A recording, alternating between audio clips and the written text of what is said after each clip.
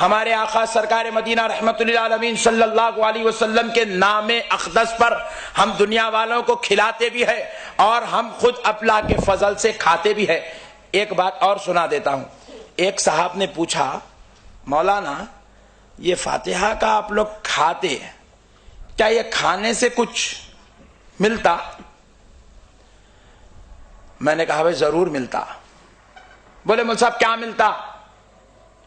تو میں نے کہا ہمارے دادا حضرت کے تعلق سے ہمارے خاندان میں یہ بات بڑی مشہور ہے اور ہم نے بھی اپنی آنکھوں سے دیکھا ہے، وہ جب انتقال کر رہے تھے تو ان کے دانت بھی سلامت تھے، ان کی آنکھ بھی سلامت تھی، بغیر اینک کے دیکھتے تھے اور بغیر حلوہ بنائے کے روٹی اور غذا کو سلامت کھاتے تھے اور بغیر لکڑی پکڑے کے چلتے تھے۔ 92 سال کی عمر میں انتقال کر گئے اور وجہ اتنی صحت کی یہ تھی کہ وہ ہر وقت دسترخوان پہ بیٹھتے ہی کھانے پہ پہلے فاتحہ دیتے تھے، بعد میں کھانا کھاتے تھے۔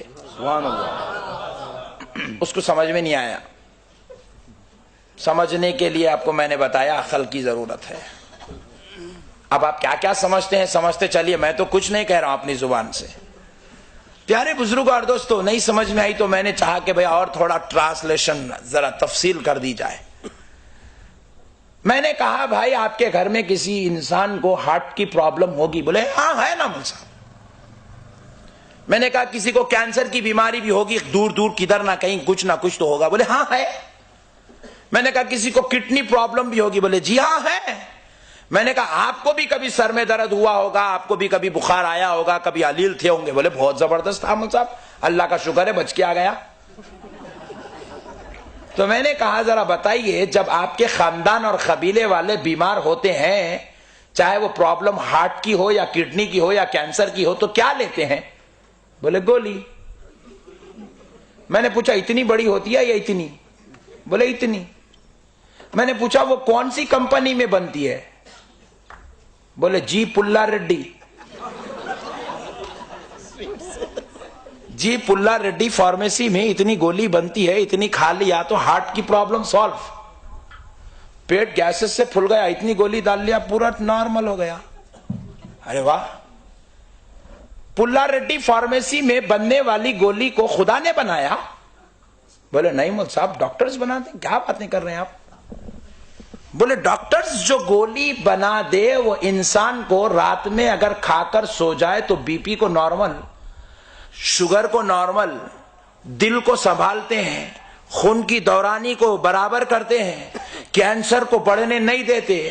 میں نے کہا نادان ذرا سوچ، جی پلا ریڈی فارمیسی میں اگر کوئی ڈاکٹرز بیٹھ کر ایک گولی بناتے ہیں، وہ ایک گولی اگر انسان کو سنبھال سکتی ہے، تو پتہ یہ چلا کہ کافر ڈاکٹرز کے ہاتھ میں یہ کمال آ گیا کہ وہ مرنے والے انسان کو بچانے کی صلاحیت رکھ رہا ہے۔ ایک ڈاکٹر 5 سال کا طالب علم اگر MBBS کالج میں گزار لے تو اس میں اتنی قوت آ جاتی ہے، اتنی صلاحیت آ جاتی ہے کہ وہ اپنی فارمیسی میں بیٹھ کر جو گولی بنا لیتا ہے، جو کیپسولز بنا لیتا ہے، جو ٹونک بنا لیتا ہے، وہ انسان کے لیے جینے کا سبب بنتی ہے۔ تو میں نے کہا نادان، پھر تو تجھے ماننا پڑے گا فاتحہ کا کھانا شفا کا سبب ہے، کیونکہ جی پلا ریڈی فارمیسی میں کسی کافر کا علم کام کر رہا ہے، یہاں فاتحہ میں قرآن والا علم کام کر رہا ہے، اللہ والا علم کام کر رہا ہے، جنت والا علم کام کر رہا ہے، مصطفیٰ والا علم کام کر رہا ہے۔ خدا کی زبان سے جو کلام نکلا وہ اگر فاتحہ پہ پڑھ دے تو مجھے کہنے دے اب کھانے کا دانا نہیں رہتا، بلکہ گولیوں سے زیادہ اثر والا ہو جاتا ہے۔ نعرہ تکبیر، نعرہ رسالت، علماء اہل سنت۔